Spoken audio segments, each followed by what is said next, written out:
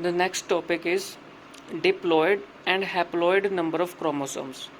अब diploid and haploid number of chromosomes क्या होते हैं?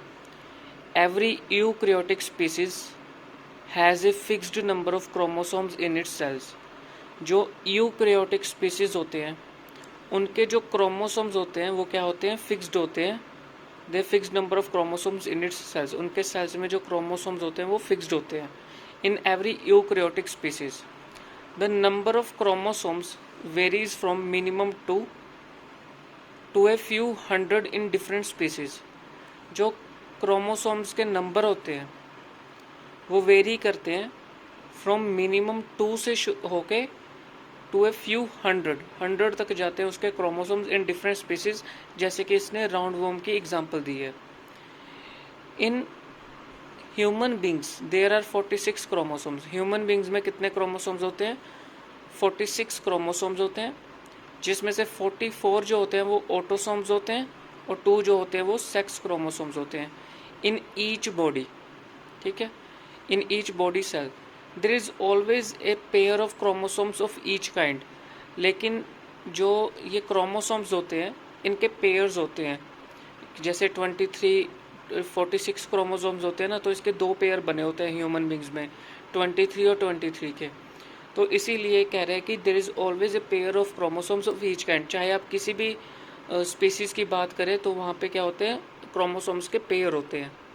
The paired condition of chromosomes is known as diploid. जो ये क्रोमोसोम्स के पेयर होते हैं, जैसे 46 क्रोमोसोम्स हैं, इसके 2 पेयर होंगे, एक 23 यहाँ होंगे, 23 इस तरह से अटैच होंगे ये. तो 23 क्रोमोसोम्स होंगे, 2 पेयर्स होते हैं. तो ये जो पेयर ऑफ क्रोमोसोम्स होते हैं इसको हम बोलते हैं डिप्लॉयड इन ए सेल. इनको हम बोलते हैं diploid in a cell which has full number of chromosomes 2 of each kind is called diploid cell. मतलब 2 ऑफ ईच काइंड, मतलब ये जो 46 क्रोमोसोम्स जो ह्यूमन बींग्स की बात कर रहा है इसको 2 में डिवाइड किया गया है. तो ये जो 2 ऑफ ईच काइंड है इसको हम बोलते हैं diploid cells. Body cells in human beings are diploid. जो ह्यूमन बींग्स में बॉडी सेल्स होते हैं वो उसके जो क्रोमोसोम्स होते हैं वो पेयर बने हुए हैं, 2 पेयर बने हुए हैं उसके, उसको हम बोलते हैं diploid. A set comprising of unpaired chromosomes of each kind, जिसके पेयर नहीं बने हुए, unpaired chromosomes of each kind, उसको हम बोलते हैं haploid. And a cell which has half the number of chromosomes, one of each kind, that is haploid cells. The gametes in human beings are haploid. जो gametes होते हैं human beings में that are haploid.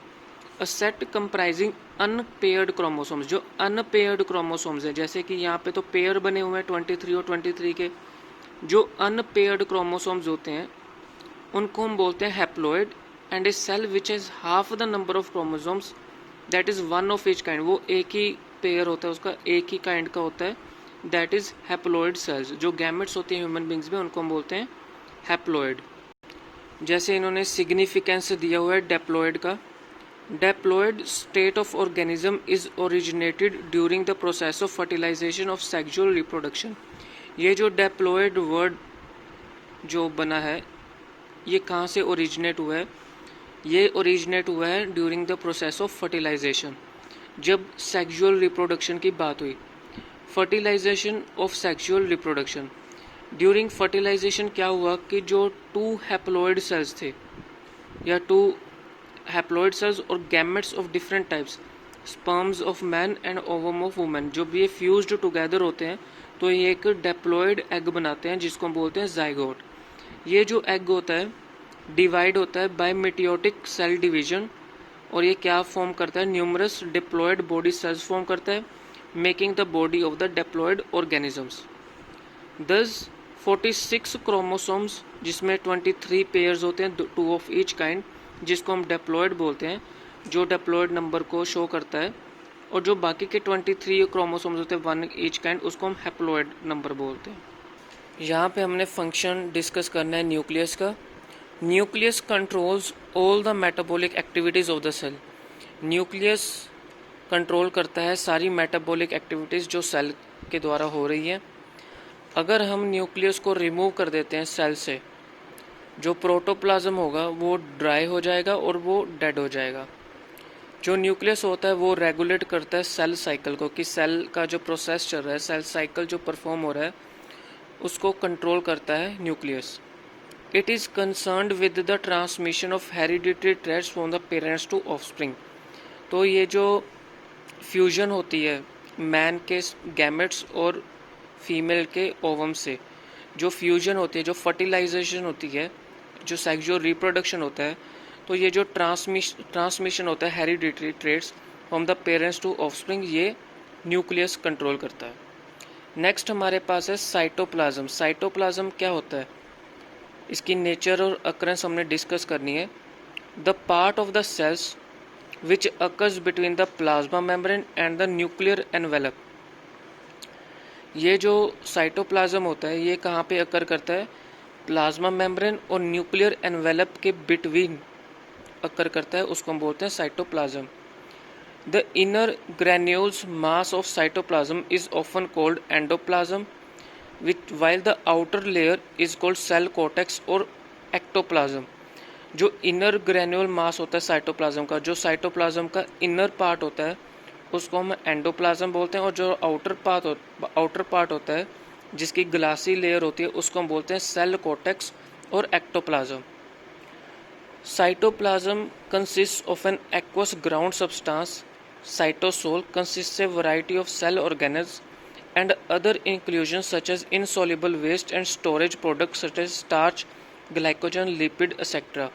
अब cytoplasm में aqueous ground substance होता है। Aqueous means कोई solution होता है, कोई सब्सटेंस होता है जिसको हम साइटोसोल बोलते हैं। उसमें क्या क्या होता है, उसमें इनसॉल्युबल वेस्ट सब्सटेंसेस होते हैं और स्टोरेज प्रोडक्ट्स होते हैं जैसे कि starch, glycogen and lipid etcetera. अब साइटोसोल को हम डिटेल में करेंगे। ये सोल्यूबल पार्ट होता है साइटोप्लाज्म का, ठीक है।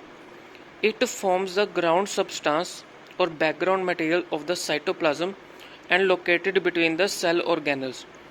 जो साइटोसोल होता है वो सोल्यूबल पार्ट होता है साइटोप्लाज्म का। ये क्या बनाता है, फॉर्म करता है ग्राउंड सब्सटेंस और बैकग्राउंड मटेरियल साइटोप्लाज्म का होता है, और ये लोकेट होता है in between the cell organelles, जैसे कि प्लाज्मा मेम्ब्रेन और न्यूक्लियर एनवेलप के बिटवीन में होता है। Cytosol contains a system of protein fibres. Cytosol में क्या होते हैं, प्रोटीन फाइबर्स होते हैं जिसको हम साइटोस्केलेटन बोलते हैं, but otherwise apparent, transparent and structureless in an electron microscope. जब हम उसको माइक्रोस्कोप में देखते हैं तो उसका जो स्ट्रक्चर होता है वो स्ट्रक्चरलेस होता है, कोई उसका स्ट्रक्चर नहीं बना होता, और वो ट्रांसपेरेंट होता है। लेकिन उसमें जो प्रोटीन फाइबर्स होते हैं जिसको हम साइटोस्केलेटन बोलते हैं। साइटोसोल इज़ अबाउट 90% वाटर, उसमें 90% वाटर होता है, एंड फॉर्म्स ए सॉल्यूशन, और वह सॉल्यूशन बनाता है जिसमें सारे बायोकेमिकल्स होते हैं लाइफ के, जैसे कि starch, glycogen, lipid etcetera. Some of these ions and small molecules forming true solutions such as salt, sugar, amino acids, nucleotides, vitamin and dissolved gases. ठीक है, कुछ जो होते हैं इसमें आयंस होते हैं और स्मॉल मॉलिक्यूल्स होते हैं जो ट्रू सॉल्यूशंस बनाते हैं। ट्रू सॉल्यूशन जैसे कि सोल्ट होता है, उसमें शुगर होता है, एमिनो एसिड होता है, न्यूक्लियोटाइड्स होता है, विटामिन होते हैं, डिजोल्व्ड गैसेस होते हैं। अदर्स जो होते हैं उसमें लार्ज मॉलिक्यूल्स होते हैं जैसे कि proteins which form colloidal solution. वो क्या बनाते हैं, कोलाइडल सॉल्यूशन बनाते हैं। तो साइटोसोल में क्या होता है, एक तो बायोकेमिकल्स सारे होते हैं लाइफ के इसमें, और कुछ उसमें आयंस एंड स्मॉल मॉलिक्यूल्स होते हैं जो ट्रू सॉल्यूशंस बनाते हैं। उस ट्रू सॉल्यूशंस में क्या होता है, सोल्ट होता है, शुगर होता है, अमीनो एसिड्स होते हैं, विटामिन होते हैं, डिजोल्व्ड गैसेस होते हैं, और सच एज प्रोटीन्स होते हैं जिसको हम कोलाइडल सॉल्यूशन बोलते हैं। जो कोलाइडल सॉल्यूशन होता है मे बी वो नॉन विस्कस हो और जेल जैसे कि विस्कस। सॉल्यूशन क्या होता है, नॉन विस्कस। नॉन विस्कस का मतलब क्या होता है, ज़्यादा उसमें गाढ़ापन नहीं होना चाहिए, या उसमें जेल टाइप सॉल्यूशन होता है जो उसमें विस्कस होता है, जो जब हम उसको हाथ लगाते हैं उसमें चिपक सी महसूस होती है। ओफन एक्टोप्लाज्म, जो एक्टोप्लाज्म होता है वो जेल लाइक कोलोइडल सॉल्यूशन होता है। अब इसमें एक टेबल बनाया हुआ है कि जिसमें केमिकल कॉन्स्टिट्यूएंट्स कितने होते हैं साइटोप्लाज्म और साइटोसोल में।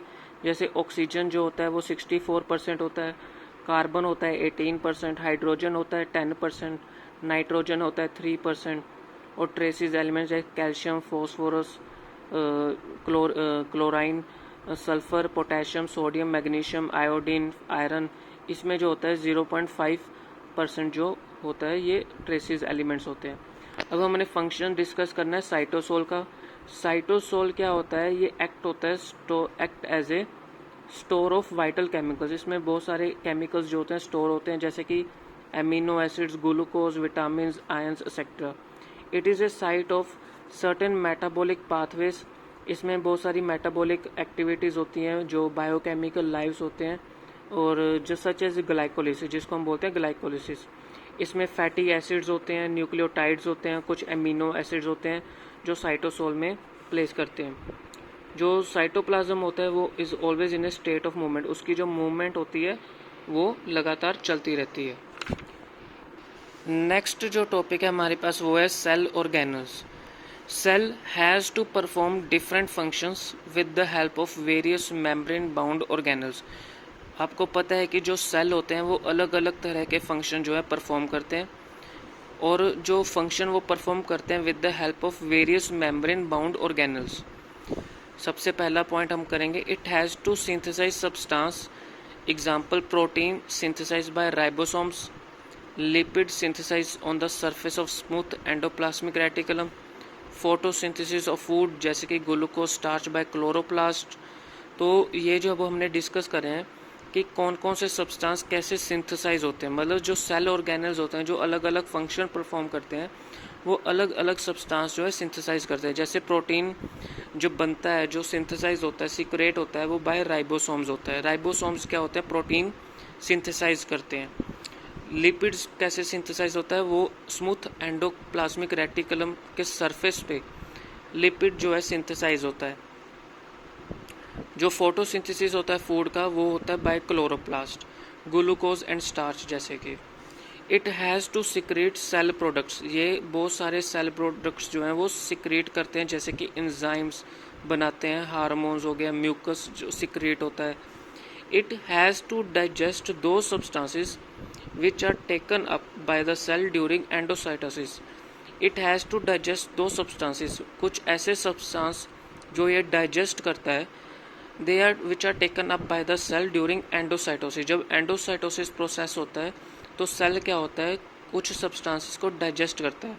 सच intercellular digestion is done by enzyme of lysosomes. Lysosomes का काम होता है डाइजेशन करना, मतलब डाइजेशन करवाना, तो उसको बोलते हैं जो अलग अलग सेल्स जो परफॉर्म कर रहे हैं।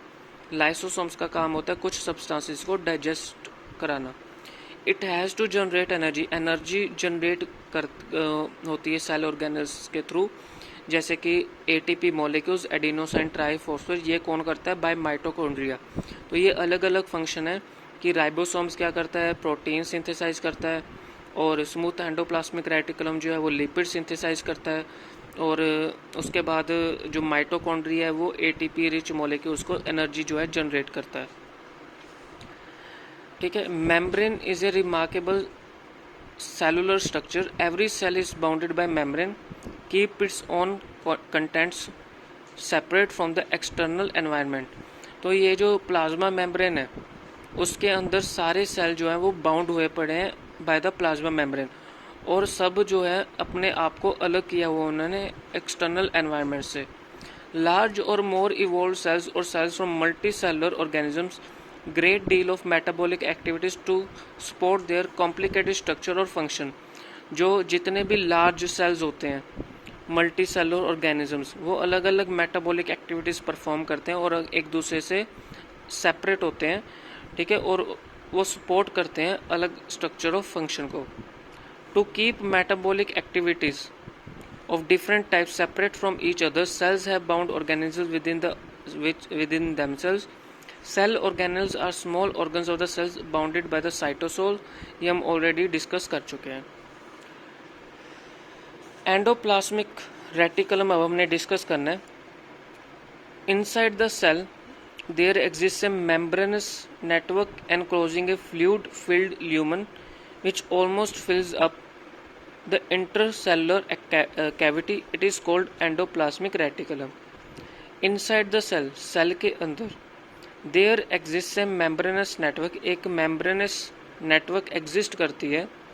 Enclosing a fluid filled lumen, उसमें एक फ्लूइड फिल्ड है जिसको हम ल्यूमन बोलते हैं। विच almost fills up intercellular cavity, उसमें सारी इंटरसेलुलर कैविटी जो है फिलअप हुई पड़ी है, उसको हम बोलते हैं एंडोप्लाज्मिक रेटिकुलम।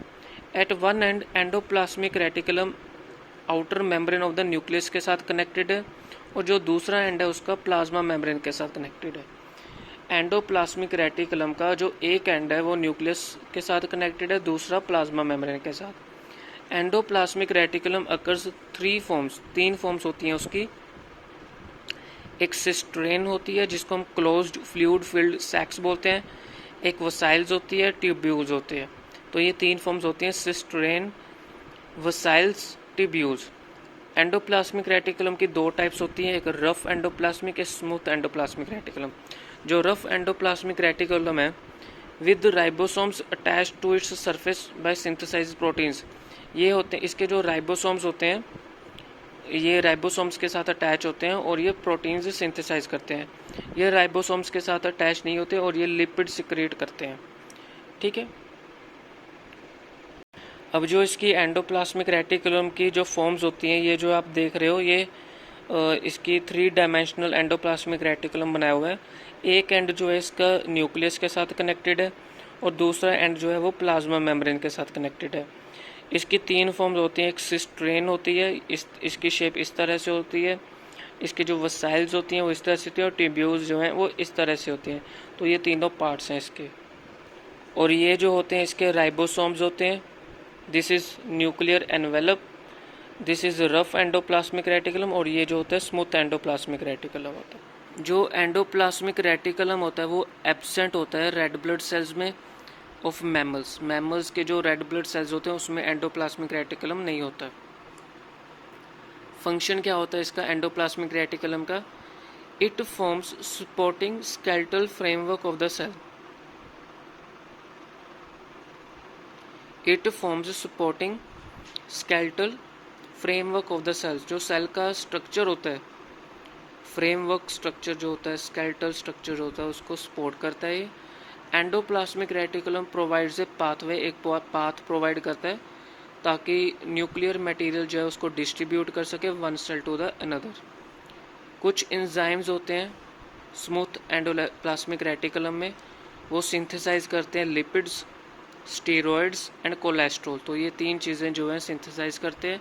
जो रफ एंडोप्लाज्मिक रेटिकुलम होता है वो कंसर्न्ड होता है transport of proteins which are synthesised by ribosomes on their surface. कुछ स्पेशल फंक्शंस होते हैं एंडोप्लाज्मिक रेटिकुलम के। जो स्मूथ एंडोप्लाज्मिक रेटिकुलम होता है of liver of vertebrates help in detoxification. It metabolise various toxic और poisonous substances such as drugs, aspirin, insecticides, petroleum products and pollutants. मतलब ये इन सब चीज़ों को बाहर निकालने में हेल्प करता है। These toxic substance make their entry in animals body through food, air और वाटर। ये जो टॉक्सिक सब्सटेंस है ये कैसे एंटर होते हैं एनिमल बॉडी में? फूड के थ्रू, एयर के थ्रू और वाटर के थ्रू। जो एंडोप्लाज्मिक रेटिकुलम होता है वो इम्पोर्टेंट रोल प्ले करता है biosynthesis of glycolipids, phospholipids and cholesterol. इनको सिंथेसाइज करता है। जो लिपिड्स होते हैं they are use in the formation of plasma और cell membrane and various steroid hormones, इनमें फॉर्मेशन में हेल्प करता है। हार्मोन्स जो होते हैं वो या तो स्टीरॉयड्स होते हैं या तो प्रोटीन्स होते हैं। जो स्मूथ एंडोप्लाज्मिक रेटिकुलम होते हैं वो स्टीरॉयड हार्मोन सिक्रेट करते हैं, जैसे कि एस्ट्रोजन, टेस्टोस्टेरोन और कोर्टिसोल। एंजाइम्स जो होते हैं वो प्रोटीन्स होते हैं। जो डाइजेस्टिव एंजाइम्स होते हैं लाइसोसोम्स के, वो प्रोड्यूस होते हैं by the rough endoplasmic reticulum. Any enzyme which is mean for the lysosome is synthesized on the ribosomes attached to the surface of endoplasmic reticulum. It enters in the lumen of rough endoplasmic reticulum। जो हमने कहा था कि जो cell के अंदर एक fluid substance field होता है जिसको हम ल्यूमन बोलते हैं, ठीक है, उसको हम ल्यूमन बोलते हैं रफ एंडोप्लाज्मिक रेटिकुलम को। जो प्लाज्मा मेम्ब्रेन और अदर सेलुलर मेम्ब्रेन्स होते हैं they are also formed by endoplasmic reticulum. जो लिपिड मोलिक्यूल्स होते हैं सेल मेम्ब्रेन के, ये जो फॉर्म्ड होते हैं, ये इंसर्टेड अंदर जाते हैं स्मूथ एंडोप्लाज्मिक रेटिकुलम मेम्ब्रेन में। और जो प्रोटीन मोलिक्यूल्स होते हैं सेल मेम्ब्रेन के, ये सिंथेसाइज होते हैं और इंसर्ट होते हैं मेम्ब्रेन में by the rough endoplasmic reticulum. जो ग्लाइकोसाइलेशन प्रोसेस होता है जिसमें शुगर होता है शॉर्ट चेन, उसको ओलिगोसैचराइड्स बोलते हैं, और वो ऐड होते हैं molecules of proteins and lipids में at the level of Golgi apparatus.